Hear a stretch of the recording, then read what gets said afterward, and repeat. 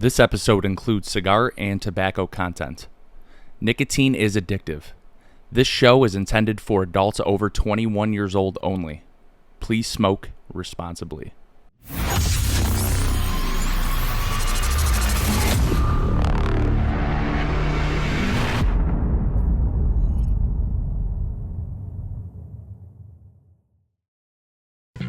Welcome to Down to Herf, the podcast for cigar smokers, whiskey drinkers, and for the people just looking to kick back, light up, and have a good time. I'm your host, Jerry, and I'm joined by, as always, my co-host, Gio and Caleb. Muchachos. How are we doing today? Whoa, switch it up in Espanol. Very nice. Gio looks so confused. Ole, ole. We got to get in the World Cup spirit, right? Yeah. I got some stuff for you guys for the after herf. I do not care. Bro, about that's the why I World got Cup. the Team USA World Cup hat going on. You didn't even plan on this, but we made it work. America, baby. Doesn't matter, even though I don't watch the sport. I'm rooting for the US of A. Of course. Listen, special episode today. We got a guest. It's been a little while. We've kind of been slacking on guests. Caleb, thank you for reaching out and setting that all up. I did nothing. I didn't want to do anything today. We had a very long, tedious weekend at work. Gio and I. It was pretty wild. There's really not much to say. Yeah. It was insane. Yeah, definitely insane. But I'm going to tell you one thing is we do got to say our show is brought to you by the one, the only Crowned Heads. Thank you, John Huber. As always, they are the title sponsor of the Down to Herf podcast. Make sure you are checking out their fine cigars. They've got crazy releases lined up. Some of them are hitting stores already. With the World Cup going on, Oz Family Cigars has their World Cup exclusive, Americana. And then obviously on the Crowned Heads front, you got Moonflower, La Imperiosa, Mil Diaz Maduro, All the Core, Jericho Hill. There's so many to name. And what a great company to support that is there for everyone in the industry. They're selling out their warehouse. That means get them while they're out there, boys. Get them while they're hot. Smoke Crown Heads. John, we love you, as always. Got to get you on the show. Yeah. Moonflower. Once it's here, we're making that happen. Yeah. Waiting on that one. Waiting on that. We'll be I need to get my box. Nice little switch up here. We'll have a day herf there, and yeah, John likes the day herfs. it's like a 2 p.m. or it's like a 2 p.m. and I walk out of the garage / lounge at 5 in the afternoon. And I'm like, fuck, dude, I'm fucked up. Need a nap after that. Yeah, I need a nap after that. But anyway. What did we smoke tonight, Gio? It's very important. We obviously have a guest. I'm sure you guys read the bio. Lou from Lure Cigars is on. But what cigar specifically did we smoke? All right. Well, as always, our cigar introduction is brought to you by Small Batch Cigars, the official online retailer of the Down to Herf podcast. Best shipping in the business, apparently, unless you live in Rochester, which is our frequent Patreon member, Big Ed, who doesn't get the 2 days. But everyone else, they get to Buffalo from Cali 2 days. They got cigars for days on that new page. And if you're a new release hunter, that's the place to get your stuff. They're going to have plenty of cigars like the one we are smoking from our man Lou Cross and Lure Cigars. So this week we are lighting up the Lure Cigars Wahoo Kingfish. It is a PCA 2026 exclusive. The Kingfish is going to be a 6.5 by 52 torpedo featuring a Mexican San Andreas Maduro wrapper over a Nicaraguan binder and filler. It was made at La Tabacaria in Nicaragua, and there was only 2,500 cigars made. Carries a $16 MSRP. So who's ready to get into this bad boy? I love that he sent us the press release. Yeah, he did send that, but I didn't read it. I'm looking at it. Yeah. I'm like, I'm reading it. I'm like, all right, let's see if Gio does it. You did it. Yeah. Let's, why don't we jump right into this interview with Lou? All right, It was guys. a great time. Without further ado, Lou Cross. All right, guys. For the first time in quite a few shows, we got our man Lou Cross from Lure Cigars back at the Herf. Obviously, we've talked to you a little bit before, but nice to have you on the show post PCA. How are you doing, brother? I'm doing great. I appreciate the opportunity to come and hang out with you guys. Trying to stay out of the heat. And today it's been nice and stormy, so the cooler air is in the evening. a little humid, but it's a beautiful night to hang out with you guys. Appreciate it. What's the weather like down there right now? Storming. Had some lightning and thunder showers. I meant like as far as temperature. Oh, 98 degrees. And 98% humidity on days when there is no rain. So it is Florida's armpit. You know, in terms of Florida, I guess it would look like this. Tallahassee's right there where the air doesn't move. It is very moist here. Jeez. Not in a good way. No breeze off the Gulf of America. What is it here? Nope. It's 60? 63. 63? Oh, we pay top dollar for that air all summer long. We got Send some of that down here. We're like the Miami of the North. Yeah. It's like on our really nice days, it's like the perfect temperature, like 82. Yep. No humid, like maybe 60% humidity. It's not crazy. It's just nice, man. It's nice. Yeah, like Saturday was 6 days like that a year. Like 6 days. Saturday when we had to work, it you was get a punch card. 72 On the 7th day, you turn it perfect. in and you take a shower. So, Lou, we are going to smoke the Wahoo. We haven't seen you since PCA. You gave us these. You were pretty excited about it. You told us sit on them. We did exactly that. Sit on them for a little while. Why don't we dive into the nuts and bolts about it? Sure. So I'm smoking the Kingfish as well tonight. I think that's the Parejo round one that you guys have got. The Wahoo was our first PCA-only release for PCA retailers that came and put an order in during the PCA period. And we wanted to do something. The previous year was our first year at PCA, and we did not do anything special. We just kind of showed up and had our table like we were at a flea market or an Arab bazaar, and it was really hard to converse with people. And this year we decided to expand the booth a little bit, have some places to sit down, be able to have conversations, be able to smoke a cigar. And in doing so, I also wanted to do something that was PCA only to be an incentive and a thank you for the retailers that make the investment in coming out there and connecting with us in person. So the first cigar that we have is the Wahoo, and the Wahoo was going to be only in a box press 6x52 format, San Andreas wrapper with Esteli binder, Jalapa and Esteli in the filler.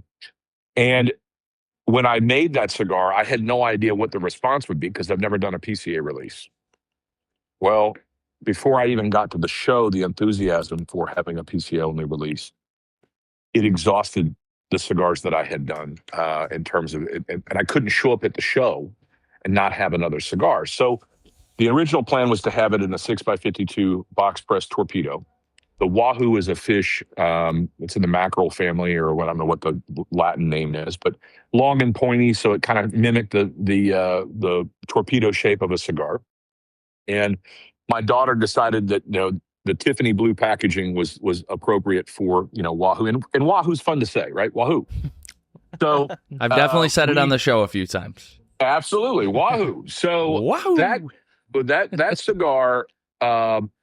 I get to the point where just a few weeks before PCA, I'm kind of in a panic, and I do a little research. I say, I call the factory and I say, look, how do I get some more cigars, right? How do I get more of these? And they're like, look, we can roll them, we can make them. They're going to be the same, the content's the same, but we can't get them to be box press in time for the show. And I said, well, let's do something a little different. Let's come up with a Parejo version, make it a little bit larger in format, 6.5 by 52. And they tack on the fatter side of 52. I don't know if you're looking at, in terms of, I think the calipers are set for a little bit wide. So the Wahoo comes in the 652 box press and then the 652 Parejo, and 6.5 by 52 Parejo. And the naming convention is that in the Pacific Ocean, the Wahoo is known as the Ono, O-N-O, in Hawaii. And so Hawaii, they have this same fish species, they call it the Ono. And Ono, I didn't make enough of these things. So it actually just dovetailed perfectly into the concept of this particular release. And then what comes over the top is the Atlantic version, and the Atlantic version of the Kingfish, of the Wahoo, is the Kingfish. So I had the Ono in the box press format and the Kingfish, and that's what you're smoking is the Kingfish. And so when I said let them sit for a month or so, that they were fresh about a week or two before the PCA, and I hope they're smoking well for you now. I'm going to tell you this right now. This thing is smoking fantastic. I don't know if you get a good view on that one there for you, but yeah. Well, perfect. And just looking at the construction, man, these are some nice stack of dimes you got on here too. So forgive my fish ignorance here, but these are saltwater fish. That is correct. So when my dad and I did a lot of freshwater fishing. Grew up on a little pond. You've heard the story and everything else, and we would fly fish in rivers, and so most of my fishing experience is for freshwater fishing.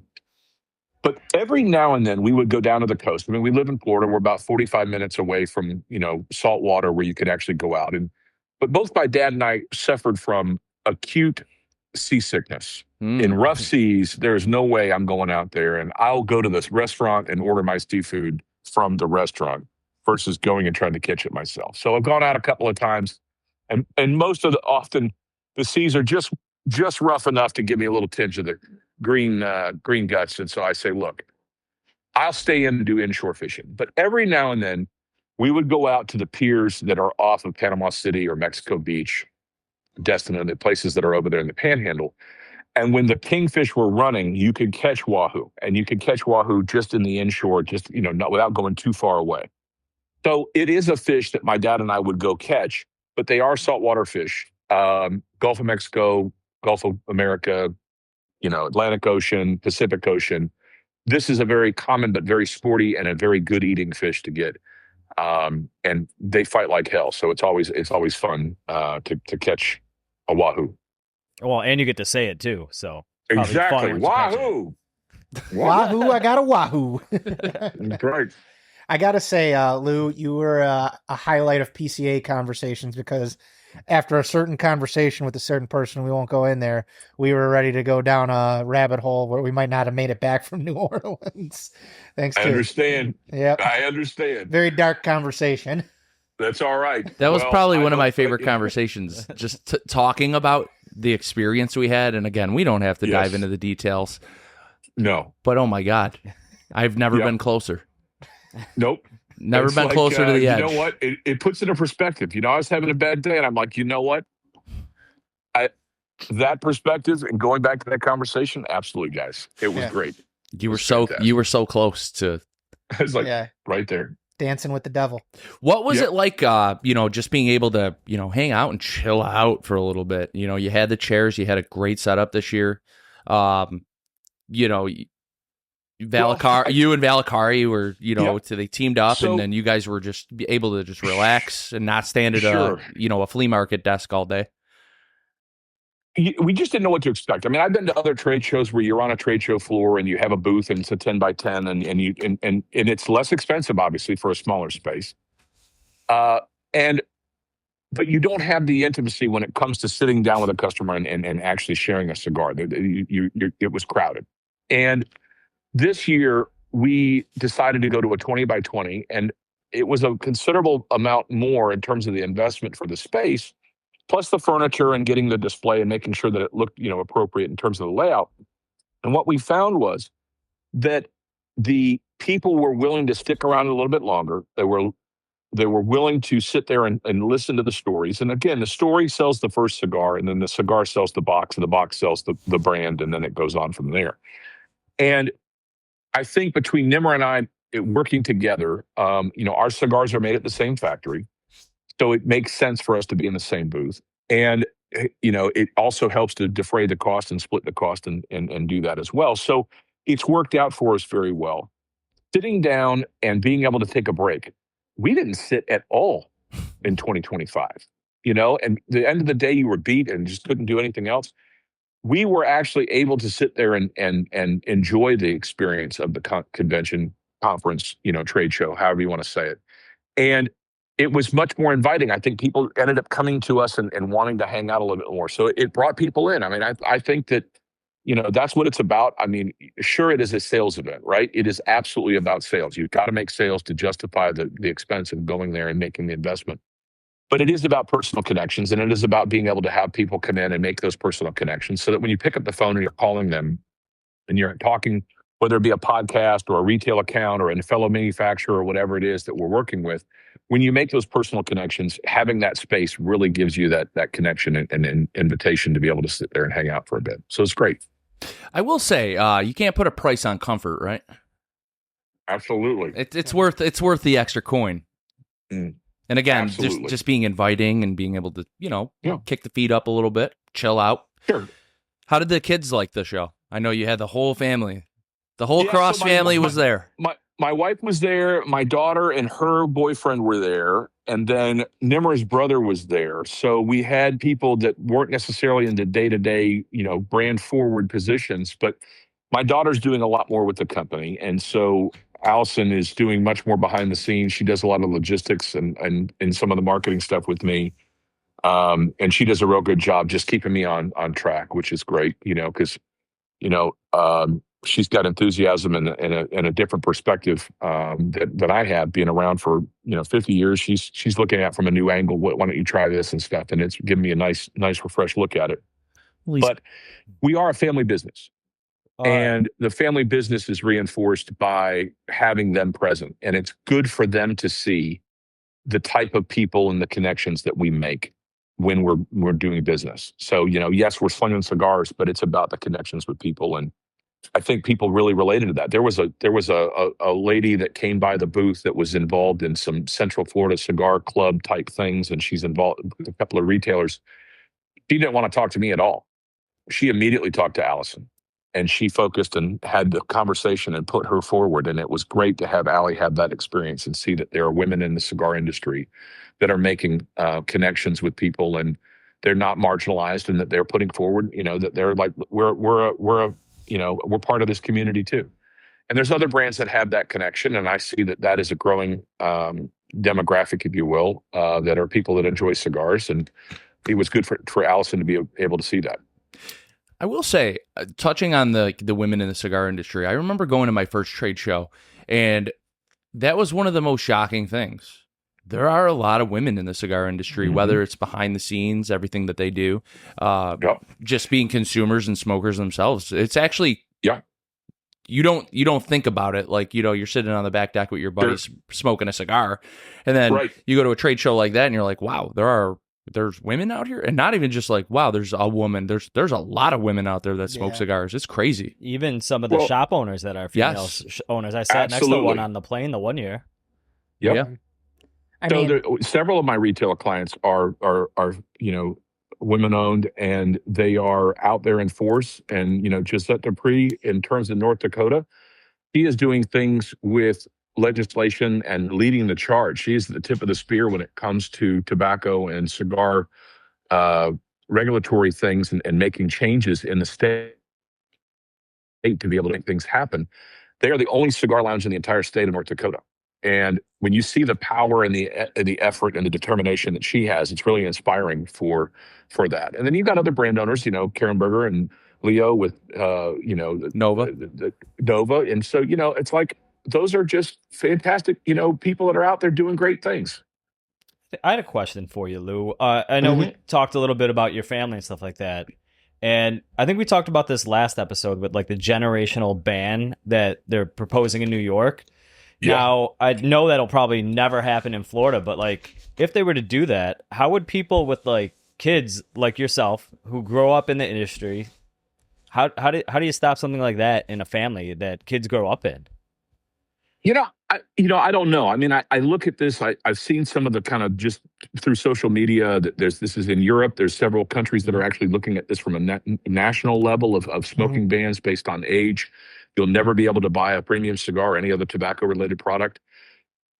I think that in a country where we herald ourselves as being a land of the free, it's just to the point where it doesn't make sense to me. And I don't understand that, I get we are already restricted in where we can smoke and where we can buy things and what ages we can buy things at. And at some point, you have to give the person their own responsibility to be able to make their own decisions. And as long as you're not affecting somebody else in a negative way, leave me the hell alone. And if I want to get to the point when it's legal to drink an alcoholic beverage or to smoke a cigar, whatever the rules are, as long as I'm following the rules, let me make that decision. I don't understand how that's going to be. And so I think that people will actually have those moments in their life, whether it be a cigar or alcoholic beverage. I mean, I wasn't around during Prohibition. I may be old, but I'm not that old. But, I think people will move. I mean, look at Oak Glen Tobacconists. They left the state of California to go to North Carolina for their retail efforts because the state of California became so regulated that they could not do their business and feel comfortable doing it anymore. And those type of things, I mean, I just won't participate in those environments, I guess. And so you'll have this segregation or compartmentalization of people that are like-minded, and I guess it's a division, which I find that to be a little dangerous in terms of the long-term, unity of the country, is to have these pockets of things that are just so polarized and so legislated. The laws will define whether you can have a cigar or not. Yeah, people won't live there. So again, a couple of years back, California tried this with AB 935, right? That was the bill they wanted to try and pass. It failed miserably. You bring up Prohibition. That was basically what we talked about last episode with this proposed new legislation from our government in New York. They want to propose stuff like this. It almost feels a little unconstitutional, the ability to, and also a little, hypocritical. If you look at how this country really formed, I mean, what was the stuff that we traded? We traded tobacco. I mean, everything was really the country was founded on this shit. And, you're going to run into Prohibition style events. They're going to try and constrict people on what they can do and what they can't. And then you're just going to find yourself in a Prohibition black market. Yeah. They're never going to be able to regulate it. They're never going to be able to stop it. And, nope. You're going to look, I don't know where the balls of our country went, but, I remember dudes throwing tea into the fucking Boston Harbor for whatever small penny amount. 2% tax on tea. Yeah, on tea. And then, now we have 75% tax on tobacco from 29. The taxes. It's insane. That's the thing. And here's the thing I don't understand, because I don't play at that level of politics or economics, but we are paying such high taxes in these environments on products that are so heavily regulated. And not to mention just the tax revenue that goes to the government entities I'm sure that there are expenses that are associated with health. Nobody's taxing me to go to McDonald's and eat a, Big Mac and a French fry, right? Sure. Maybe New York City, they tried to do that with large sodas or something. I don't know. I'm speaking. They tried. Okay, tried. Okay, but this idea is, it'd be different if there was no tax revenue on these things. But there is incredible tax revenue generated from these things. Incredible tax revenue generated from these. And every time you turn around, the tax and the fees are going up for import duties, and we have tariffs and all these other things that are outside of our control that are affecting our ability to make a dollar. Our margins, we have seen them go down and down and down and down over the last 10 months. And where does it end? I mean, I have to raise prices on my product just to be able to make a healthy margin, to be able to, and I say healthy, I mean just to be able to survive, just to be able to have sustainability, to be able to turn back to the factory and order the cigars to continue producing them for my customers that want them. It's very hard to do that when the costs and the expenses keep going up. So, that is something that the states themselves have taxes. Georgia has taxes. New York has taxes. Illinois has taxes. California has taxes that are all higher. I don't know. There's people that go across borders to go buy their products because they don't want to, to avoid those things. I don't condone that, but at the same time, it's a reality that the people are making those moves to go and get their products that they want without having to pay those ridiculous amounts of money. Well, who it hurts is the brick and mortars, right? You got your shops here. Sure, I can go buy a box in New York State, right, and pay the 75% taxes. But I can also order from a shop in Pennsylvania and not pay the taxes on it. It sounds terrible to say it. I got one better for you. You can drive 20 minutes further than your closest cigar shop. The reservation. Yeah, and you don't pay taxes. And then they can't regulate those lands for purchase. And that's 20 minutes from our house. And then and you feel bad about it. But again, we have families. We speak about healthy margins, right? Like, look, man, we're not in the business. We're all trying to make a living. Yeah, isn't that what it's all about? It's all about surviving and, keeping enough money to feel comfortable. And that's what it's about. And, you could sit here and be like, yeah, these guys, not everybody's supporting brick and mortar, but I mean, I can get the same cigar 20 minutes away for half the price. Always support your brick and mortars. I mean, I'm a small business. I'm a family-owned business, but at some point when you have to sit there and say, well, I can buy this, go 20 minutes out of the way and buy this, you're making a pricing decision. And it's hard to, it's hard for people. I think right now also that there's a less disposable income. You see it. People are spending less money on things like cigars. Mm-hmm. You got to handle the important bills first, like your bills, gas, food. Everything's going up. I mean, look at our taxes on our houses, our mortgage, everything just went up in the city of Buffalo, right? Gas is $6 a gallon. Everything is more expensive, and it's really hard to justify. Like the conversation we had 2 weeks ago was on like whiskey, right? Yeah, whiskey secondary market's gone. I'm seeing the bottles that everybody was chasing 3 years ago sitting on shelves because nobody can afford them. And if they can't afford them, they make justifications like, do I want this $120 bottle of whiskey, or do I want to save this $120 for the tank of gas that I absolutely have to buy? Yeah, I have to buy that. I mean, people got to make decisions. It sucks. We're in a rough time right now. Then to circle back to like what we were talking about with the generational ban, I almost hope it like passes. You were saying this last week. So then it actually gets challenged, and then there's going to be some constitutional precedent set that sets it back. And right now, I can't see it being upheld. And I think that the one thing about this generational ban, which stuns me, is that the decision makers and lawmakers that are deciding where to make that threshold, they are making decisions for the people who are not able to speak and not able to vote and not able to, at what age is it that, they say after 1990, after 1984, what is, I don't know what the threshold is. I'm not educated. We saw it was 07. 07. Yeah. Anyone 07. born, yeah. Anyone born after 07. They're 20 years old. Yeah. Yeah. These are voters that are presently old enough to cast their own vote. And so I don't understand where they're saying that anybody that's born after that cannot legally buy the product. I also don't understand Doesn't make sense to me. How they plan on enforcing it. Well, we spoke on this as police officers. Who's going to enforce this? I don't want to sound like I'm insubordinate to the rules. No, but there is a limit. And imagine a brick and mortar store turning on a sale. As a police officer, right? Discretion. I do have discretion. And like, are there things that we enforce and things we don't, Gio? Absolutely. Does every cop have their own thing? Every cop has something that they're like, this is where I stand on this and I believe in this. Mine is handicap parking. When I see somebody that doesn't have a handicap sticker on their car, I don't write them a ticket. I do shit that pisses people off. So I will pull my car in front of their car and they will be stuck there, and I will go run an errand for like 30 minutes. And then they're stuck there.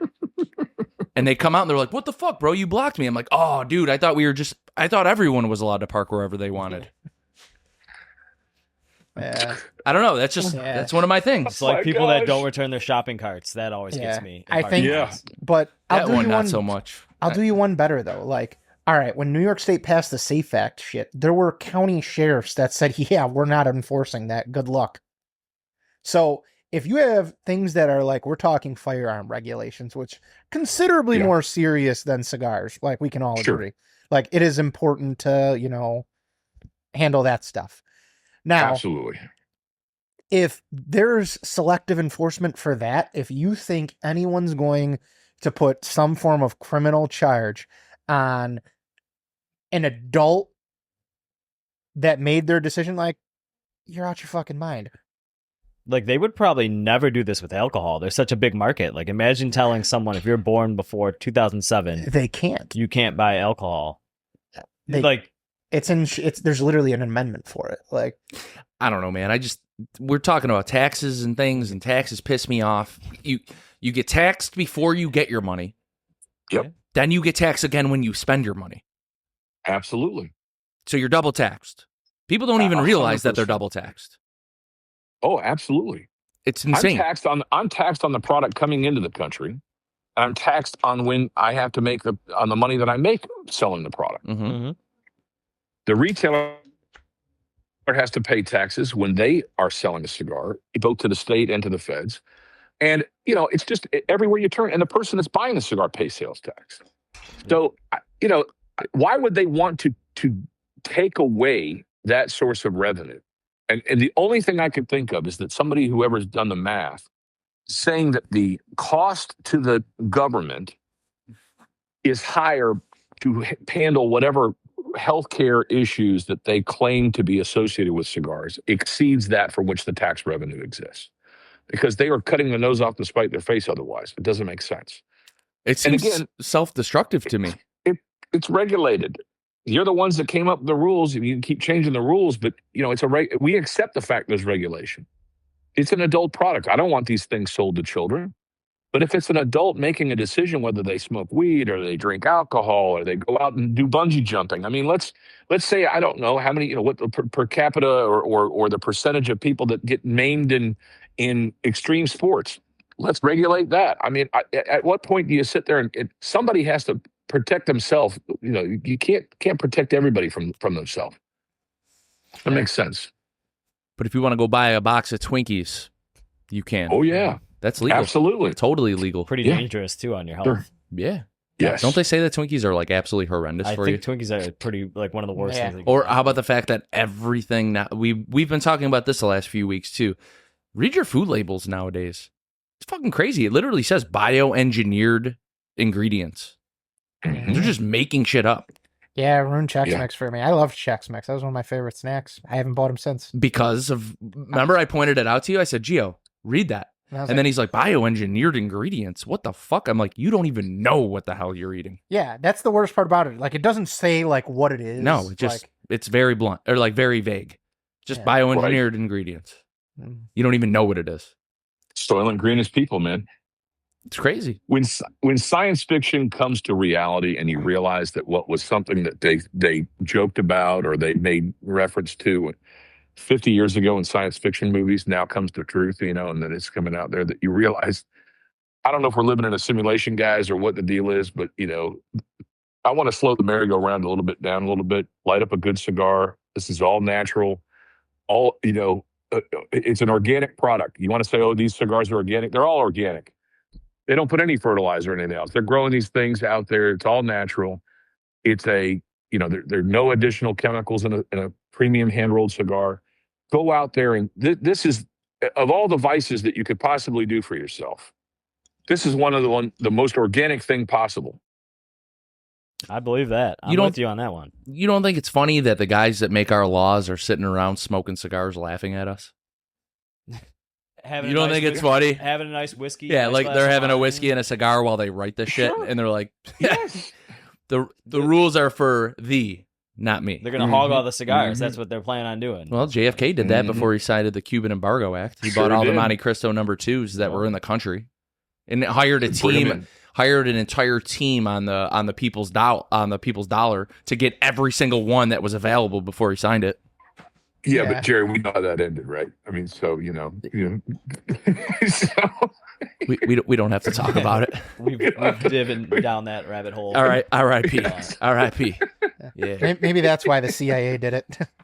They're like they were all mad about this. It's like human satire. Don't get me, YouTube. Satire, exactly. Well, what do you think about all these different things happening with, going to war, invading these countries? Maybe this isn't the topic tonight, but there's talk of going into Cuba and having, arming them into, things. All of a sudden, the Cuban cigar market is going to come into play in the next, short period of time. I feel like I've smoked Cuban cigars, right? And like my Cuban cigar thing is this. I feel like they're not made as well. The quality control is ass. I feel like they're terrible. And I guess I'm not trying to speak for every single one, right? But the Cuban cigar market, I mean, it seems, I don't know. I feel like it's more collector than it is sensible smoking. Sure.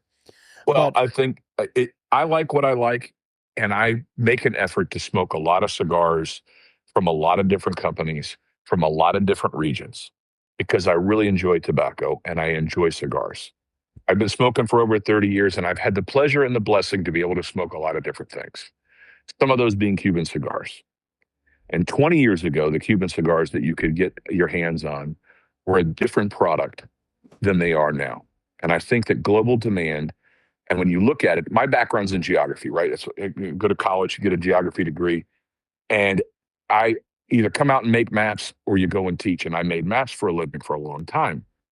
And when I went back and looked at the number of hectares, the agricultural region that produces tobacco in the country of Cuba, and the demand for tobacco to make cigars in Cuba is so high and imbalanced that there's no way that they could continue to make puros for all of the brands and all the cigars. And what does that mean?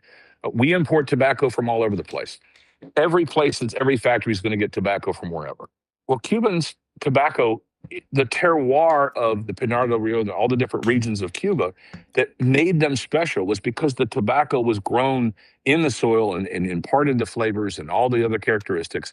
And then you had to wait for the tobacco to ferment, and all the science behind the art that makes the tobacco what it is. They can't keep up with global demand without introducing some support through importation or shorting the fermentation process. Yeah. And so that's what's happening. And plus, I don't know how long it takes to become a really great roller of cigars, but you may not have the best talent in the world because they're going to work other places, or they're going out to make a dollar somewhere else. They're being conscripted. Well, sure. And so, I'm not sure I would want the guy that learned how to do open heart surgery as a, conscriptee. I wouldn't want him doing my surgery. And maybe you don't want that person, there was some article that came out in Half Wheels that they were literally inmates that were being forced to roll cigars. That seems like it would check out from Cuba. Yeah. Sure. That seems like something Cuba would do. That's not a hypothetical. That was they had to admit that they were doing that. And I get you got to find labor to do whatever it is. I mean, but cigars aren't license plates. It require a little bit more art form to it. So my criticism is that, you want to smoke a Cuban cigar, there's probably a few brands, not to mention any specific names, that are still at the top of the game for making a beautiful, wonderful smoking experience. And if you can get your hands on those in a legal fashion by traveling outside of the United States, more power to you. But for you will pay that premium, though. Absolutely. And they've done that in a sense because the markets outside of the United States that compete for that product are paying exorbitant amounts of money to have the lockdown on it. And you know what? If that ever came to be, I like to smoke Nicaraguan tobacco. I really like the flavors that are imparted from the tobaccos that we use.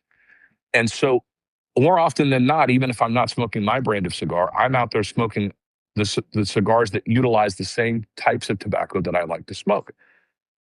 I like a little Dominican, I like a little Honduran, there's some Costa Rican, there's even some Peruvian thrown in there once in a while, give you a little flavor difference. Sure. But for the most part, if I'm picking up a cigar to smoke, it's going to be a Nicaraguan cigar. And not just rolled in Nicaragua. We talk about this with people once in a while. They always ask. So, they know us as cigar smokers, a lot of people. And they're just like, oh, man, you guys ever get Cubans? I'm like, yeah, man. Have you ever had a Nicaraguan cigar? They're pretty fucking good. Yeah. They're pretty fucking good. It's usually always those people who haven't smoked a lot of cigars. Well, it's also the person that's like a watch guy. Right? Yeah. Dude, you got a Rolex? They always start at the top, like the hardest thing to get. Sure. It's like it's like the forbidden fruit, right? Yeah. Mm-hmm. It must be the best because it's forbidden. No, it's because they had a dictator who was trying to blow up the world. Yeah.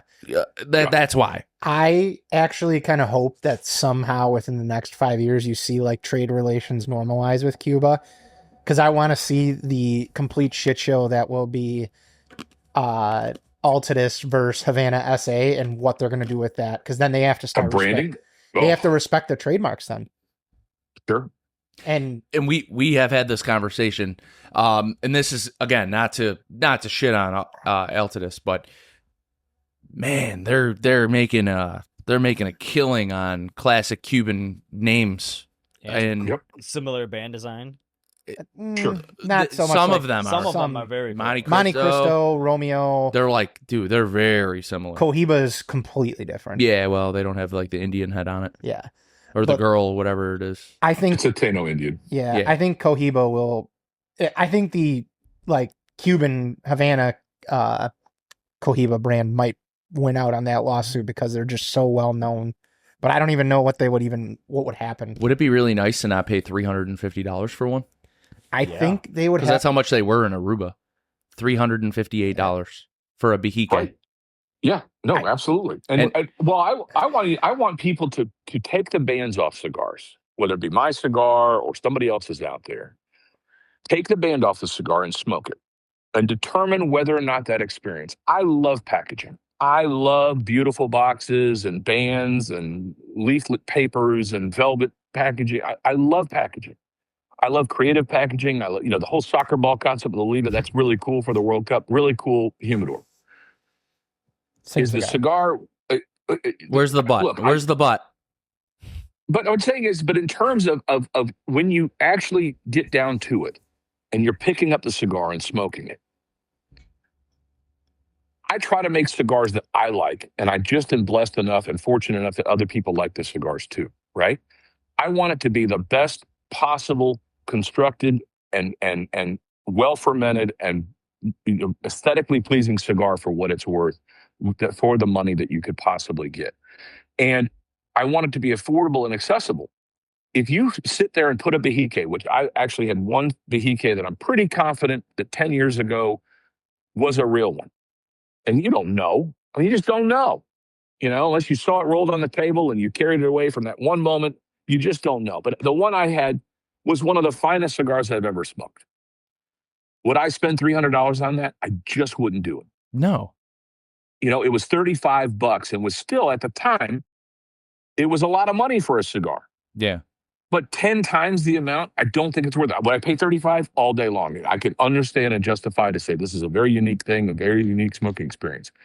But at the end of the day, I know what cigars cost to produce, and I know what it costs to get them from A to B, and there's transportation costs, and you got to pay for your import duties. You got to pay for the guy with the warehouse. You got to pay for the UPS driver to get the cigars to where they're going. You got to pay for them to get to the retail account. These all things multiply the cost of a cigar. So you're not going to be able to smoke it for what you pay for it at the factory. That's not what I'm saying. But I know that for the most part, it doesn't cost $50 to generate a cigar at a factory. I don't care how aged the tobacco is, whatever. It just doesn't happen. And so you're paying for the experience, you're paying for the package, you're paying for the limited edition. I get it. But at the end of the day, is a cigar worth $300? No, but I mean, I will tell you, if you were getting Behikes for $35, that would have been a box in my backpack on the way home. $35 for a cigar. I would have bought a box. 10. We had 10 guys. We all chipped in. I mean, nobody had a lot of money hanging around, and we said, let's we took a chance, and we got one box. We each had one, and we smoked it on a special occasion, and it was a wonderful experience. And most cigars are experiential, right? You get a bump. If you're smoking it by yourself and you're slow and contemplative, it's going to taste a certain way. You're going to remember it a certain way.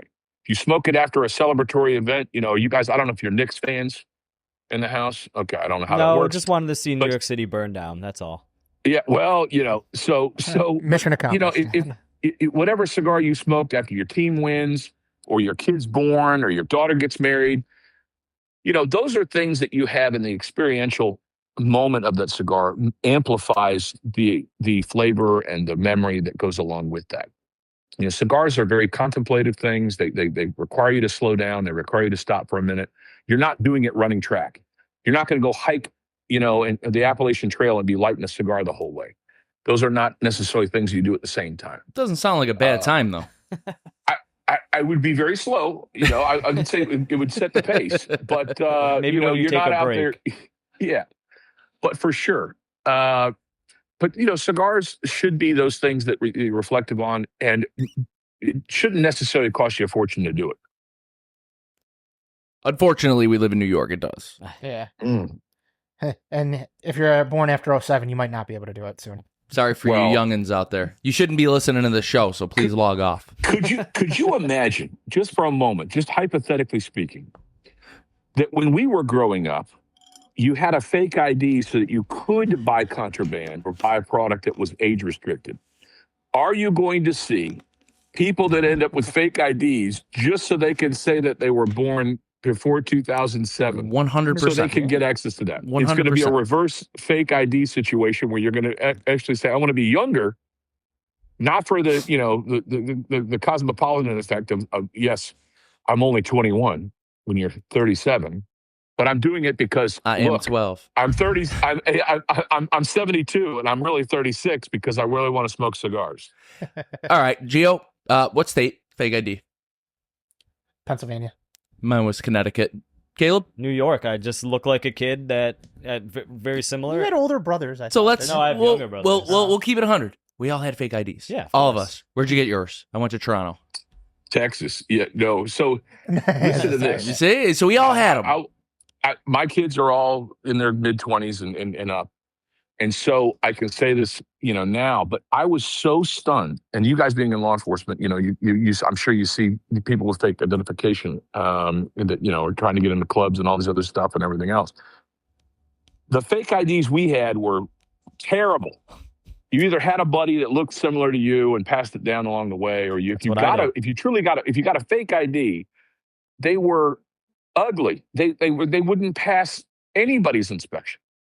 But these new ones that are coming out are amazing. They have the barcodes and the holograms. They scan everything. They got your picture on it.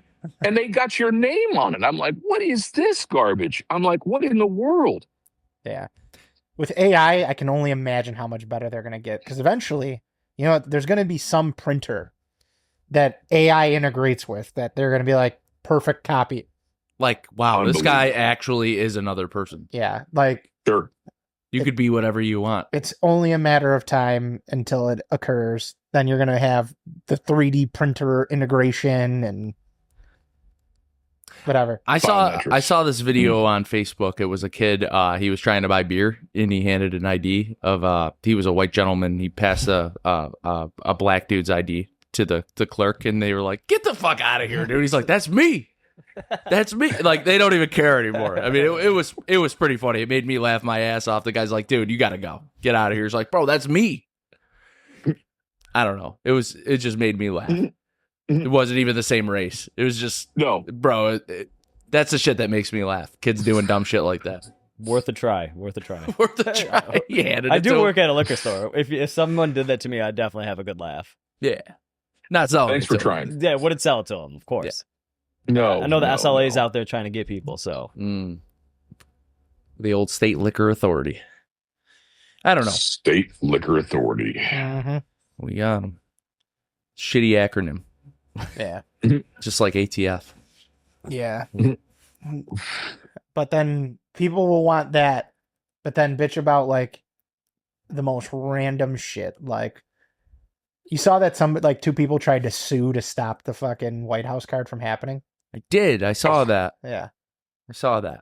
They said it didn't go through a proper approval to get a federal permit. Guess what? The dude who's in charge just signs that fucking permit. That's what it is. So I don't really... Yeah. I don't know. Did you watch that? Did you watch the Freedom 250? Some of it, yes. Hoke it. Dude, what the hell was that dude thinking? Yeah, that guy... What was he thinking? Oh, what he said? Yeah. What was he thinking? I mean, that's his shtick. He says crazy shit. But that's what our one of our friends was here watching it with us, and I won't say what friend. He was like, "Dude, I hate this guy." It's just sensational. I mean, it makes for TV. We're still talking about it, and so that's the thing about it. I didn't even know who he was until yesterday. Now he's like he's made a name for himself based on stupidity. Oh yeah, Might get that fired people for did not saying. know anything No. about the guy. No, Dana White is all about freedom of speech. He said it. Sean Strickland was insane. He got arrested last night. They kicked him out last night. You think Dana White liked Sean Strickland? No, he does not like him. But One, the guy can fight, he can fight. and he gets eyeballs. That's the thing. Like Dana White said, I think, and he goes, yeah, that was a dumb thing to say. He's like, but he just cracked marketing because now you're all going to hate watch him now to try and hope he loses. That's what I'm saying. So, like, Caleb, I couldn't disagree with you No, more. I saw it as far- online. I saw it. He is online. not getting fired. Dana White is very pro First Amendment. You could say whatever you want. No, I don't think he would. I just saw it online. People were saying, Yeah. They could call for it. They could call for it. Like, it's just, Yeah, whatever. Cancel culture in the UFC does not exist. Yeah. agree to that. Not when it makes people watch their programming. Well, you'll Doesn't hate matter. It's all watch about the them, just money. like Gio said. It's Yep. and combat sports are weird because like there's a lot of fighters, whether it's boxing, anything, that embrace the villain role that they all Mhm. stole it from WWE, the whole heel persona, where Yep. you're gonna be the bad guy, you're gonna be the one that everyone wants to see lose, be the villain. Like McGregor did that, Floyd Mayweather. You'll do fucking nothing. We can't Like- talk about Notorious. Not in this episode. No, No not in this Notorious episode. talk here. Yeah. No, not in this talk. Please, I just I was having a good time. Now I want to kill I was myself. having a good time. I was having a good time. But Joe, just poor Joe. Poor Joe. Notorious Joe. Oh, poor Joe. Dark cloud. You got a dark cloud over you, Joe. You just got a dark cloud over you. It's Well, amazing man. that us four, and then I guarantee plenty of other people at PCA all had that same experience. Yeah. I that mean, was I don't- entertaining. Trust I don't know me, if I could the smoke experience one was cigars. notorious. Yes, it was notorious. Absolutely. But I'll tell you, that goes back to Ali, though, man. Yeah. He was when you're good and when you're winning, you can say everything you need to say. Cassius Because- Clay. Hey, look, man. He's like, I'm the best in the best, and I'm gonna come in there and win. Holy moly! Hey, if The you're villain- if the you're on villain's top present. of your game, you could talk all that shit you want until someone takes you out, knocks you out first place. Well, Gio's been watching combat sports forever. I mean, you've seen it time and time and time and time again. Well, it's very weird to me because like too, it's one of the few sports that like really like pushes the boundaries. Like they like to play along racial lines. Like you'll see like typically like I think it went back to when it was Roberto Duran and Sugar Ray, and like there you were Yep. hearing a lot of talk like, oh, Mexican dude can't beat a black dude, and so on and so forth, and it just Manny Pacquiao, same thing. yeah, it's just they fighting isn't like other avenues of competition because they don't care what you say, because at the end of the day, like if a fighter drops an N-bomb and he's fighting a black dude, that black dude still gets to punch him in the face. Interesting. Like, so I think Never thought of it that way. like Yeah. so you're Yeah, still I'm makes sitting here. sense. I'm like, interesting theory here, buddy. listen, will there be consequence for sure, but like there's been crazy shit said in press conferences that have you saw so much counter, and it's really been pushed to the forefront lately. And even back then, I want to say it was Tyson Fury has like recently got Gypsy King. yeah, He he's was gotten there in last hot night. water saying crazy shit to like Ngannou, like, and like you could say homophobic shit. It does not matter what it is. You guys are fighting at the end of the day, and then everyone's gonna pay anywhere from your $9.99 for whatever streaming service it's on to the $95 pay-per-view. But It's all about Paramount, baby. yeah, Paramount Plus. Love it. I can't. $13. I am very curious though to see what the total viewership numbers were, because online you saw like even the nerdiest political pundits that never have watched combat sports in their life talking about it. So Well, there was also like hate watchers too. It was Yeah. like, look at these idiots at the fucking White House. What the hell's wrong with these guys fighting on the White House lawn? I'm pretty sure Donald Trump asked for it to be on his birthday and Flag Day, and he was like, fuck it. This is what Well- I want for my birthday. this is what these morons that show that they don't pay attention to. Teddy Roosevelt would host boxing events at the White House and participate That's awesome for a Yeah. president. Hell yeah, that's As what I want my president. president as to do. president. As punch the president he was in the going there face. taking licks from whoever he was going in the ring I with. love it. Yeah, That's awesome. He didn't stop until he fought like a colonel or something like that that gave him a bad injury. Like he fucked up his eye or some shit. And that was when he said he stopped fighting. Like, I don't care what you say. He looks like a boxer. Well, Teddy Roosevelt's one of our greatest presidents ever and has some of the most badass, like, historical stories. So it just adds to the myth of Teddy Roosevelt. I believe he invaded Cuba with the Rough Riders, I think. It's Puerto Rico. Oh, it's Puerto Rico? Yeah. You try the Rough Riders. Yes. He was just out there. He was still fighting. That dude was a nut. Like, He was a 3-termer, right? that was Woodrow Wilson was Woodrow- 4. FDR was FDR. That was FDR. FDR was the last non 2-term president. They put the rule in place because of FDR. Okay. I don't know how many. It wasn't Teddy? Teddy was not more than 2. I don't I think I would know this because I went to a school named Theodore Roosevelt. And JFK. Yeah, and JFK. And Woodrow Wilson. Just went to all these presidential schools. I will say, though, the still pageantry of can't that read. was so awesome. Like, the fighters walking out, like, the Oval Office and the presidential hallway where you see the portraits of all the presidents. Like, the photo of Gaethje with the American flag walking by is badass as hell. That'd be on my mantle.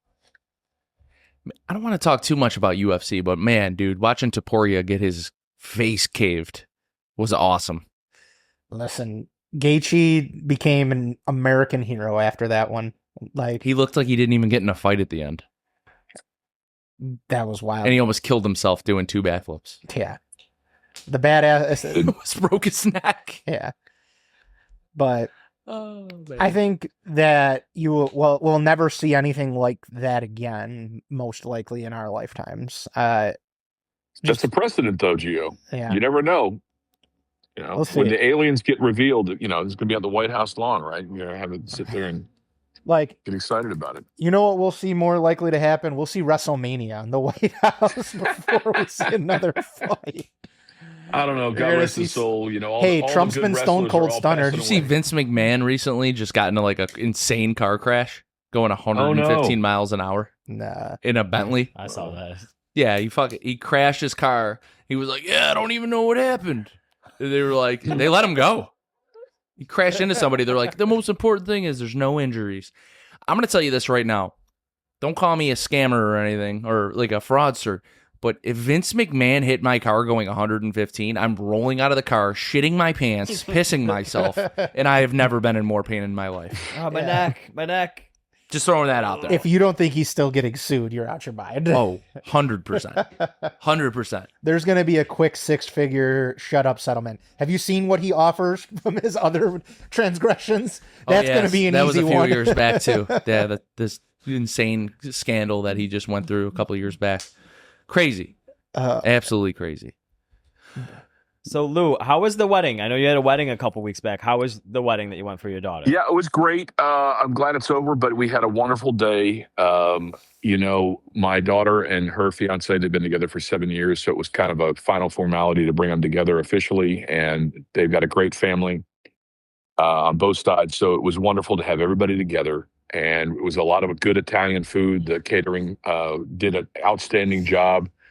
Everybody had a blast. I was able to see my brother I haven't seen in a couple of years. So him and his family came down. And so it was good to have everybody together in one space. And those are the things and the events that you bring people together and celebrate things. You know, the last time we were all together was when my dad passed away a couple of years ago. And so that was less joyous of a time, but it's always, you know, good to have these moments, you know, whether it be a holiday or a wedding or something like that to get together. But, you know, I'm going to tell you that the price of admission to go to, I totally offered them cash to go and elope, and they didn't take me up on it, unfortunately. But, you know, we had a wonderful day. It's great memories. The photos are just now sprinkling in. They went to Italy for their honeymoon, and they had a blast to go over there and do things. So the closest I've come to that is I ate some Italian wedding soup and some pasta the other night. So, you know, kind of there in spirit. But it was wonderful. I thank you for asking, and they are going to have a happy life together, I hope, and I wish them the best. Was everybody smoking Lure cigars, celebrating? So little sore subject. The venue that they picked was a beautiful former oldest Catholic church on historic record in Pensacola. They are a historic building, so they did not allow smoking on the campus. But I did take a break, and I did step out and went out to the sidewalk, and I did burn a fish stick for a good 30 minutes. I took a break during the reception. We had a VRBO house, and we ended up smoking a lot of lure cigars, absolutely, at the house afterwards. So, it was one of the things that my other daughter, Allison, the one that was at PCA that you may have met, if and when she gets married, she has a serious boyfriend. I said, give me a couple of years, please. Just give me some time to recoup the war chest. But I said to her, I don't care where you are going. The one thing, I don't care what you serve. I don't care who says the thing, what church you're in. I'm going to have cigars at the reception, and we are going to celebrate, with cigars or whatever it is. And she says, I got you, Dad. I got you. So no matter what happens, at least, she'll make it happen for me. So, no slam on Nicole and Kirby, but when Allie gets married, and my son's getting married in January, and they are absolutely pro cigar. His fiance's family they're from New York, and they're down in Fort Lauderdale. So we'll be down there in South Florida, and we'll have lure cigars enjoyed in January. Plus, it'll be a lot cooler, hopefully, in January, because it was hot. Nothing worse than a suit on a hot day. Yeah, that's what I'm saying, buddy. Yeah, it's like shorts, T-shirts. Nope. Let's do a full tuxedo. I'm like, get this thing off me. So, well, if you're a good dancer, you could strip down a little bit. Yeah, the jacket off. They had a great DJ. The DJ was very good. The space was wonderful. They had a big dance floor and everything else, and people really enjoyed themselves. My mom really enjoyed herself dancing. That was pretty wild. That little liquid courage goes a long way for all these older folks. But I will say that the music towards the end of the night was not dance music. It was more anthem-like, and there was a lot of hands raising and a lot of singing the lyrics, which I didn't know, but there wasn't the dance beat, like I'm used to, so it was a little hard to keep up with some of these younger kids out there. I get it. I hated the DJ at my wedding. Yeah. My wife loved our DJ. I hated him. I hated him. He definitely kept it very PG from what I remember. Yeah, he wouldn't let me request shit. I'm like, dude, I'm the groom. Yeah, I wanted everyone was kung fu fighting. And he's like, yeah, I got you. And it never got played. Oh. It just never got played out there. I have the same song request at every wedding, and I won't say what it is because I don't like to spoil it, but no DJ plays it. Once they preview it, they never play it. Oh, they never play it. Honor you. When you're the groom and you're paying the bill. When you're paying the bill, come on. Do you remember what happened at the end with the beer? Yeah, at the end of Jerry's wedding, of course, paid whatever exorbitant fee for the catering. Oh, we had the best. Yeah, we had the best you can have in the Buffalo area. And then we paid a premium for them to cater our wedding. They make you buy the booze, obviously. It's not like they're selling you, a fucking bag of goods. No, you're paying for each individual one. Yeah. Jerry goes to go grab for the wedding party. We're getting ready to leave, and we left in a limo bus. Right. Goes to grab the beers that he paid for, and they're like, we can't give you those. He's like, what? They wanted the secret. I walked back there. I said, look, man, there's two options. You can hand me those beers, or I'm going to walk back there, take those beers, load them into my backpack, and then I'm going to go get your boss and tell you that you just told the groom who paid, I don't want to brag or anything, but it was like $50,000 to have my wedding catered. Oh, and I'm going to tell your boss that you just told the groom who paid $50,000 for you guys to sit here and bartend at my wedding. And that you told the groom no, he couldn't have beer for his wedding party. And they were like, his boss ended up coming over and was like, give them what they want. We're not babysitting beer. Well, I will. It was beer wine. They had a signature cocktail that they had for a margarita that was there. That was, but what was really fascinating to me was all of the food that was left was packaged into to-go containers. I love very that. nicely. I love that. And then they all the alcohol that was not drank, they put in boxes and they brought it out to the car. And I was sitting out there, at the end of the night. And so I was like, I had been, to other functions and stuff where you don't get what's left. That's when they split up and they, divide and conquer. But, it was a good experience. And the weather held out. It was just one of those days that of all the things that could go wrong and drama that was there wasn't there. So it was really good to be able to just have it and, let somebody else take care of it. You would have needed a fucking forklift to grab the shit we had left over. It was fucking crazy. It was a great wedding. But, yeah, man, this is, it's been great catching up with you, Lou. Absolutely. I appreciate the invitation. Always glad to hang out with you guys. So, Lou, what do you think of the cigars? I know you got to do your review. I'll go offline or whatever it is to do your official review. But are they still smoking? I mean, they're still doing all right. Oh yeah, I like it. Smoking very well. I like it a lot. It's a good cigar. Great flavors, great construction. We listened to your instructions. You said wait on them. Yeah, I think we gave him over. You said give him a month, and we gave him 2. That's good. No, and that's good. The longer you let something rest, and we've been very, very fortunate. Our factory, one of the things I can honestly say is that the stuff that's coming out of our operation, construction is key, and having good tobacco to work with good tobacco. We've been very fortunate, very blessed to work with who we work with, and La Tabacaria has been a blessing to us. We switched factories last year. And going into the new enterprise, Brejo, the master blender, and Yandi, who's the factory manager, they are doing such a great job. And Nimmer's longstanding 10-year relationship with them has been a great gift to me to be able to have my brand, tag along, if you will, and be there as well. So we continue to do that, and I'm glad you're having a good experience with it. Lou, always a pleasure to have you on, man. We'll be in touch. Obviously, we love having you on and talking, and it's always a pleasure, man. You're tagged up in all these posts. Why don't you let the people out there who don't already know who you are, where they could find you? So we're Lure Cigars, Lure, just like a fishing lure, Lure Cigars. We are at lurecigars.com, at Lure Cigars on Instagram. Make sure that if you're out there smoking lure, smoke great cigars and tell tall tales. Make sure you collaborate with us, tag us. Facebook as well, Lure Cigars. So really appreciate everybody who's out there smoking our stuff. Thank you very much. Really appreciate you that are the fellow enthusiasts that enjoy smoking good stuff. And when you're out there, tight lines and long ashes to you guys. Appreciate it. All right, Lou. An absolute pleasure. Great seeing you. And we'll be in touch, brother.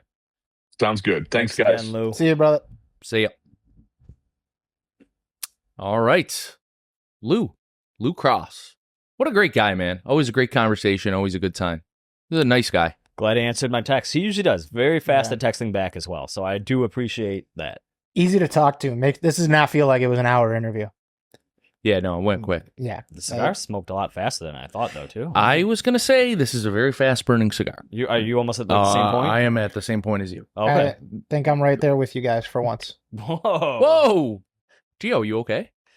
No. I'm Nicotine not okay. high? You look a little green. No.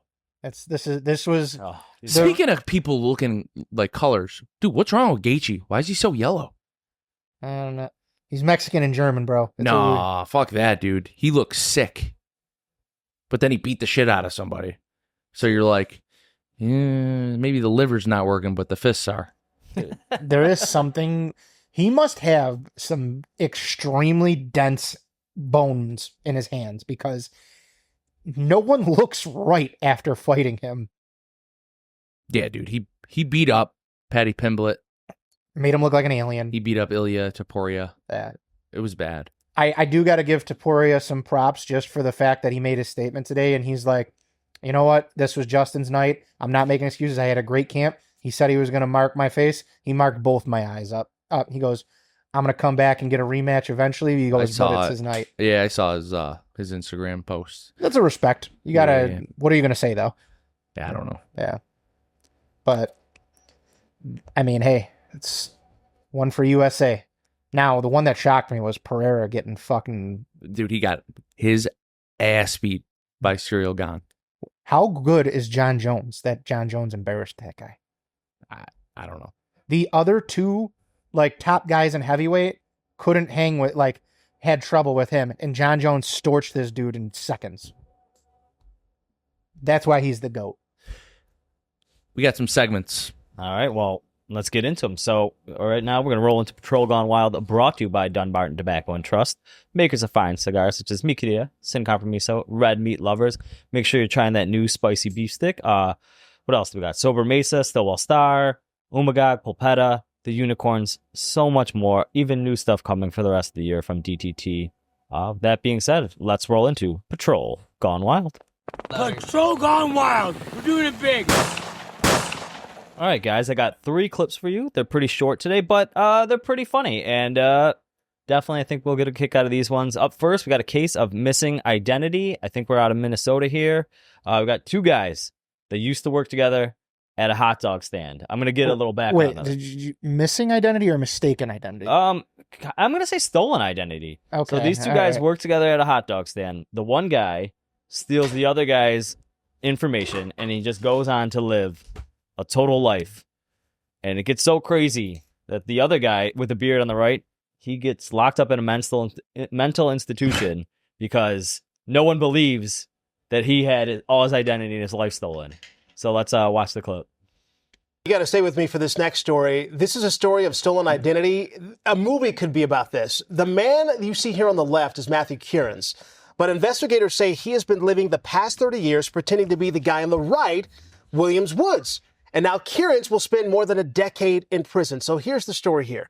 Investigators say the men worked at a hot dog stand together in the 80s. And that's when Kierans got his hands on Woods' Social Security card, used to create a whole new life. The fake Woods got married, had a kid, opened a bank account, started a successful IT career. And then in 2019, the real Woods tried to get his identity back.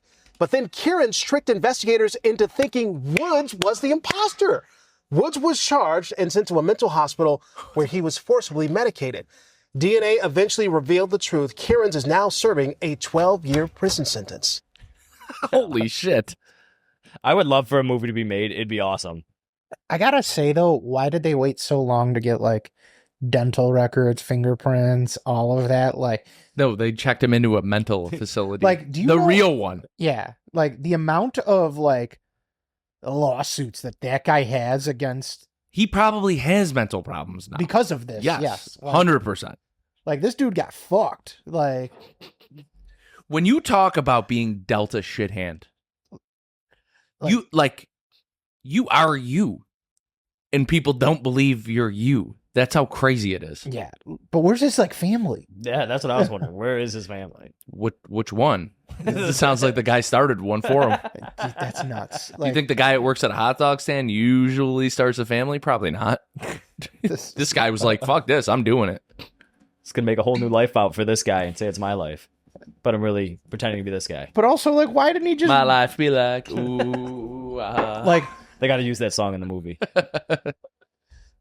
Like, this Matt guy's like, I'm going to be Bill Woods forever, and it's going to make my life so much better. He got married.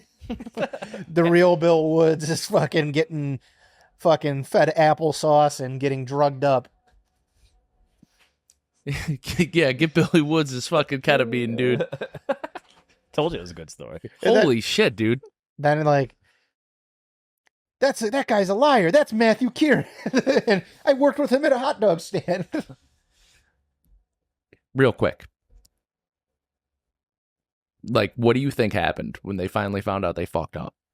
Oh, they are probably prepping for one significant lawsuit. Whatever municipality this is fucked. The mental hospital. Would you argue that this is the most insane thing ever could happen, and this is an absolute fluke that something like this could happen? Like, this could never happen again? Could you argue that? Possibly, but I'm going to tell you right now, where's the policy saying, like, again, this shouldn't have been very hard to figure out with medical records. We do live in the era of, like, DNA and dental records. Yeah, this started in the 80s, so maybe back then you could get away with it 40 years ago. What if you've never had a cavity? Isn't dental records hard? I'm not even kidding. I don't know, because they do impressions and x-rays. I understand, but I'm saying, like, when you're a kid and stuff like that. I don't know. I don't know. Let's make this movie. There's Let's see it. probably whatever officer that locked this dude up in the mental facility that got him admitted. There is now a policy at that agency named after that guy. What was his name? The Will Woods rule. The Woody rule. The Woody rule. That's awesome. Yeah. Right in their manual procedures. You will. Any identity theft cases must be taken seriously, mandatory reported, and be investigated to the fullest. Yeah. All right, that's a good story. I like that. Up next, we have a case of where are we going? All right, we got 2 police officers looking for a suspect. I'm going to call this one Marco Polo. So I go, Marco. She goes, Polo. I go, are you Marco? I go, Marco? And she goes, Polo. Peekaboo.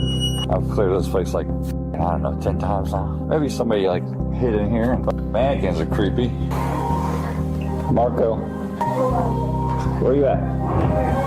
Come here. So he hangs behind her back. Thank you for doing the Marco Polo thing. That was awesome. It's subconsciously just in their mind. Like, you answered. Forgot we're not in a pool playing a game. I can't wait for the court cross-examination on this. There has to be. Did you use a child's game to get my client? Yes. Yes. Yes, I did. Spontaneous utterance. Yes. It was okay. Just trying everything just to find her. Marco. Hello. There you are. Come on out here. You're under arrest. Thanks for coming out easy. Jesus Christ, dude. What's wrong with these people? We're gonna try that at work one of these days. Yeah, for a trespass. Marco! Just watch out for the mannequins. Yeah. Why are you pointing at me? I heard a story once. I almost shot a mannequin? Yeah. I was scared. I was scared. They're creepy, dude. Mannequins are creepy. Gio still laughs to this day about that story. Well, it also had like this creepy. All right, real quick though.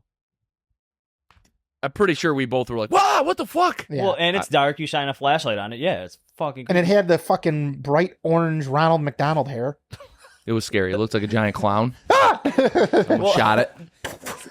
Yeah, all right, that's understandable. Yeah, I mean, it was a burglary in progress call. Yeah, that too. It was insane. Yeah, and you got to take into consideration the call. Genuinely, what would have happened if we shot it, the mannequin? Well, nobody got hurt. I'm sure they would just, It's probably happened before. Thought he had a gun. I was in fear for my life. I was in fear for the my mannequin's life. hand was like this. I mean, if you guys seen the movie I Am Legend, when the mannequins... Just gonna throw it out there, dude. Like, you're gonna have to articulate some shit. You discharged a weapon. Lieutenant. Yeah, I don't really know what to do here. Help. I mean, we could talk about it off air, but I feel like I know what would have happened. Yeah. Yeah. But all right. Up next, I got one last clip for you guys for Patrol Gone Wild. We got a guy who should be in jail just for drinking White Claw. Exactly. He was looking to have a good time, ended up in the county jail. Take a look at what troopers say they found in the front seat of a drunk driver's car. Troopers pulled over a driver going more than 90 miles per hour on I-75 in Wesley Chapel last night. And in the front passenger seat, they say this is what they found.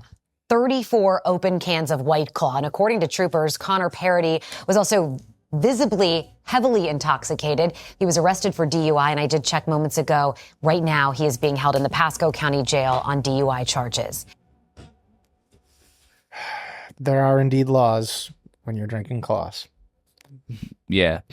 You always hear the no laws when you're drinking claws. Yeah, don't leave 34 empty ones in your front seat. Yeah. It's kind of, you're breaking a few laws there. 34. 34 of them. Yeah. It's not bad. 35 because he's pissed drunk too.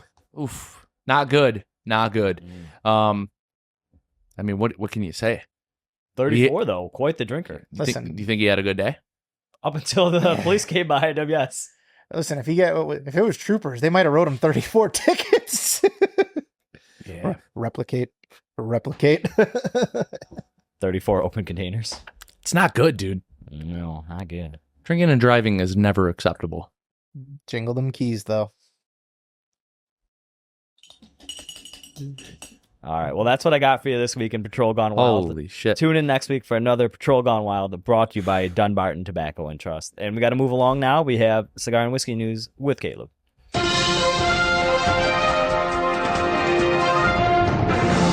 All right. Up first, we're going to Casa Carrillo.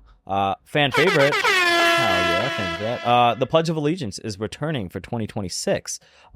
So this new blend is going to help celebrate the 250th anniversary of the founding of the United States. This new blend uses a dark Connecticut Habano wrapper, an Ecuadorian Connecticut seed binder, and a blend of Nicaraguan fillers sourced from Condega, Jalapa, and Esteli, including some grown by ASP. So we have that. It's a celebration of America's 250th anniversary.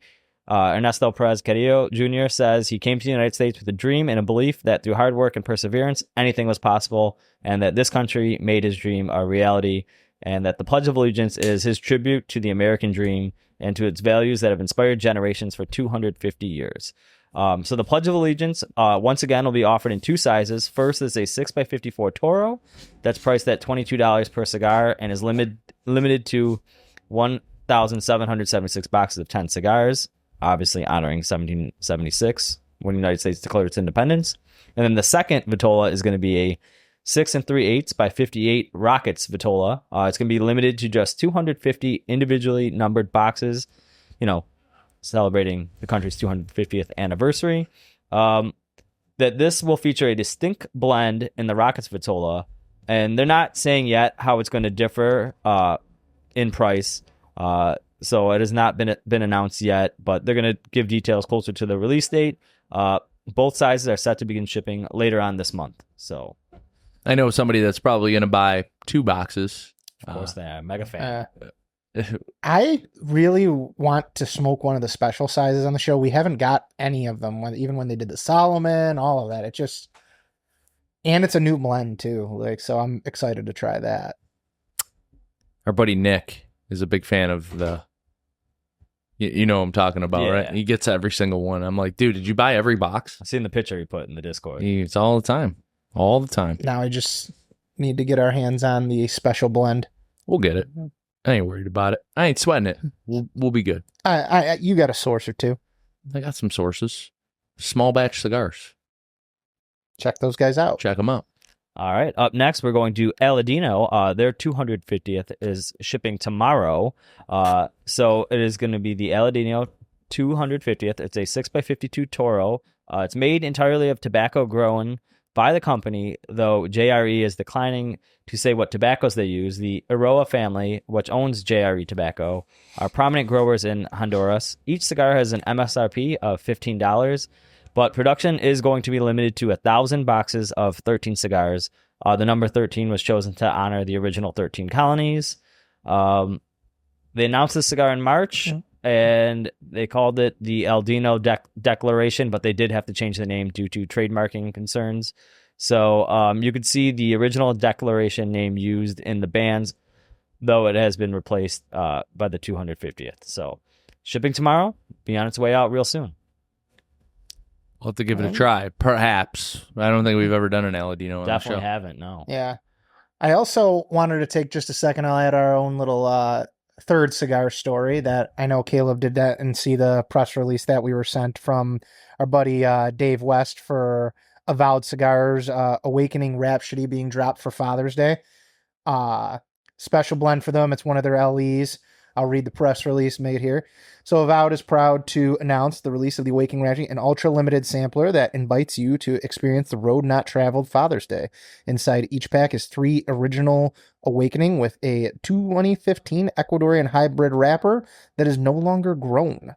And it features a vintage 2016 Ecuadorian Connecticut as well. So that's going to be their little Father's Day promo. And obviously, given their affiliation with Small Batch, wanted to make sure I gave those boys a shout out. Saw the press release photos. They're in there. I'll probably get these forward to Jerry so you could probably add it just so you guys see them. It's a real cool sampler. So you make sure you're checking those out. All right. Thank you, Gio. And I have one last story for you guys. We're going to the whiskey side of things, and we're going to Breckenridge, and they are going to be releasing this summer their very first rye. It is going to be bottled at 100 proof, and the MSRP on this thing, guys, it's going to be between $35 and $40, where it's going to be at. But the difference in this rye, because of where Breckenridge is located high up in the mountains in Colorado, it is going to be an 80% rye content, as opposed to the flagship bourbon mash, which uses 38% rye. So they're going up from 38% rye to 80% in this expression. 100 proof, $35 to $40. It's Breckenridge, man. I always like the juice that they're putting out, so I'm very interested in trying this. Same. And at a very reasonable price out there. I like their, they make good whiskey. They do. I am a Breckenridge guy. But this is 80% rye, so I don't know if this is going to be for you. Yeah, I don't know. I heard that, and I was like, oh, God. I don't know. Gio's palate's changing. He used to not like broadleaf cigars or Mexican San Andreas, and here he is. He enjoys every single one he smokes now. This is Palates change, man. Palates change. Getting older, going to be turning 35 soon, so yeah, the palate is changing. Tastes are changing too. I got to tally up my cigar review because we're getting to that portion soon. We are at that point. That's what I got for you guys in cigar and whiskey news, so tune in next week for some more cigar and whiskey news with your boy. All right. Well, that being said, it is time for our cigar review, which is brought to you by Small Batch Cigars. Make sure you are checking those guys out. They are the official online retailer of the Down to Earth podcast.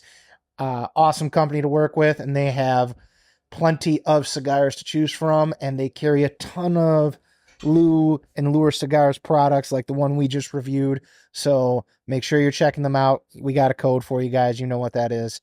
And all right. I'm not ready, so who is? Hopefully Caleb. Yeah, I'm just about. Yeah. This I just got one more thing. I can get into mine. All right. I just got to do the tally. That's it. All right. The Lure Cigars Wahoo Kingfish. Oh, no. No, we had the Kingfish. Oh, no.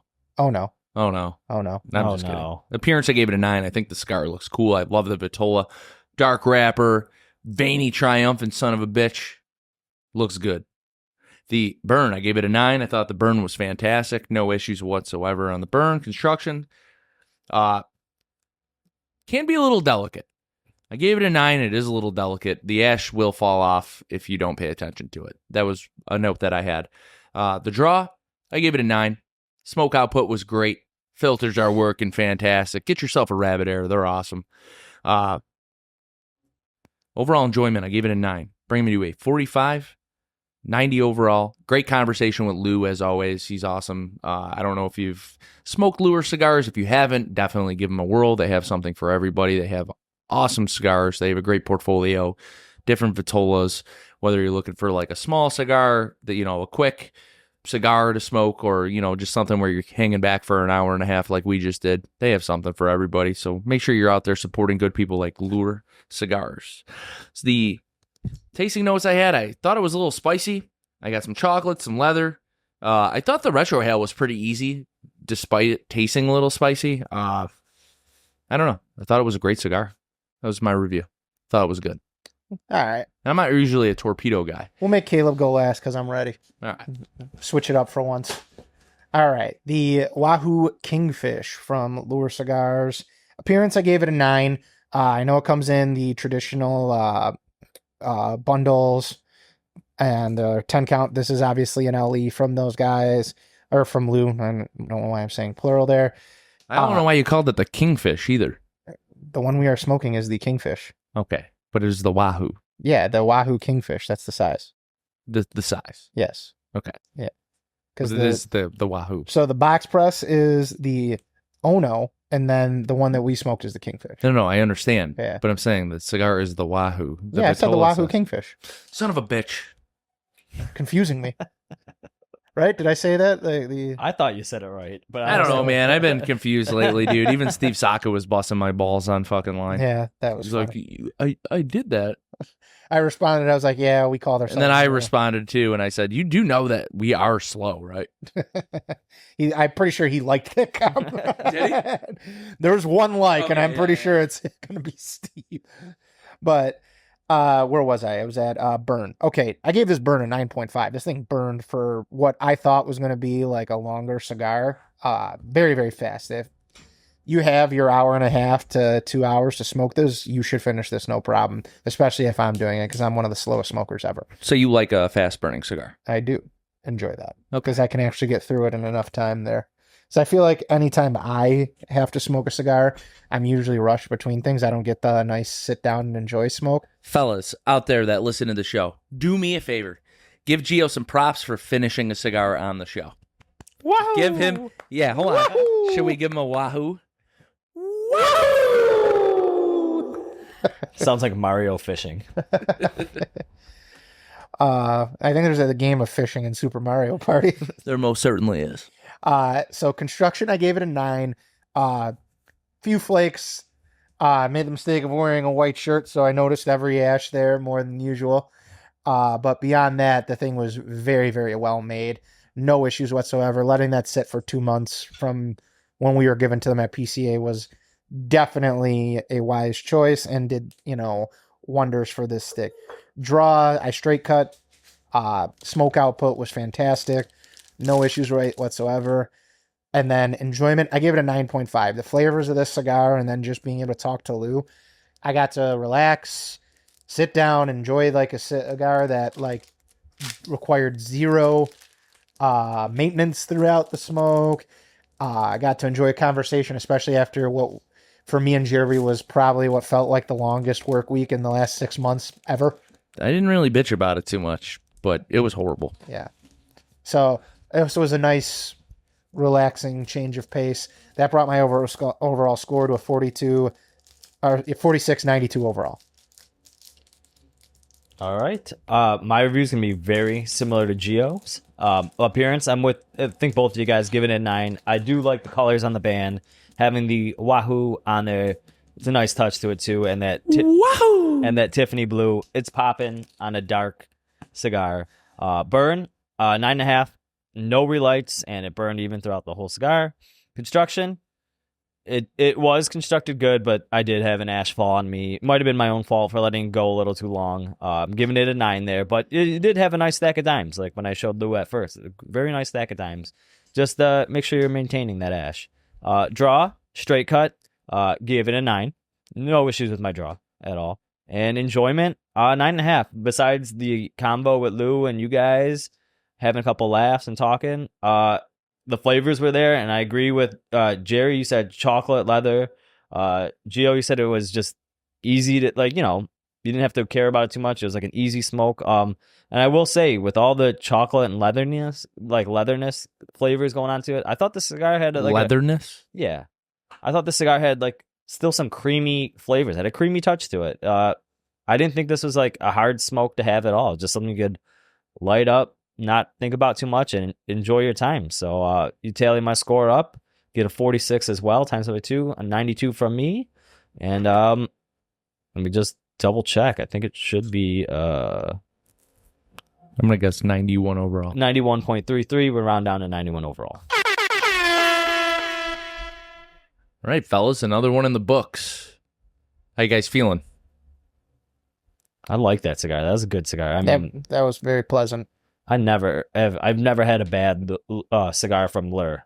This is one of those few times I'm going in the after her, if not needing to smoking my next cigar. I'm just gonna fucking pop a killer apple and fucking maybe in between go snap and get a snack. This guy. Caleb, take us home. All right, guys, just, you know where to find us. We're on Facebook, we're on Instagram. Leave us a like, leave us a comment, slide in our DMs. We'll answer back. And for those of you guys who don't know, you must be living under a rock or something, but we do have this awesome secondary show on our Patreon channel, The After Herf.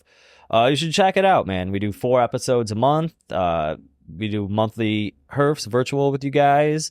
And we have a cool Discord page that's very engaging. So I'd love to have more members. We've got 3 new ones recently within the last month, and it's been awesome having 3 new guys up in there. So a lot of fun.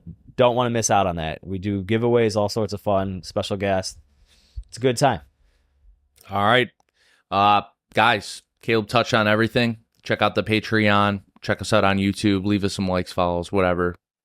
Let me know what snacks I should buy next show. Let Gio know what snack you want him to review. Bioengineered or not. He will review it. That being said, take a drink. Yeah, we'll see you Wednesday, and Patreon members, we'll see you Friday. Peace out.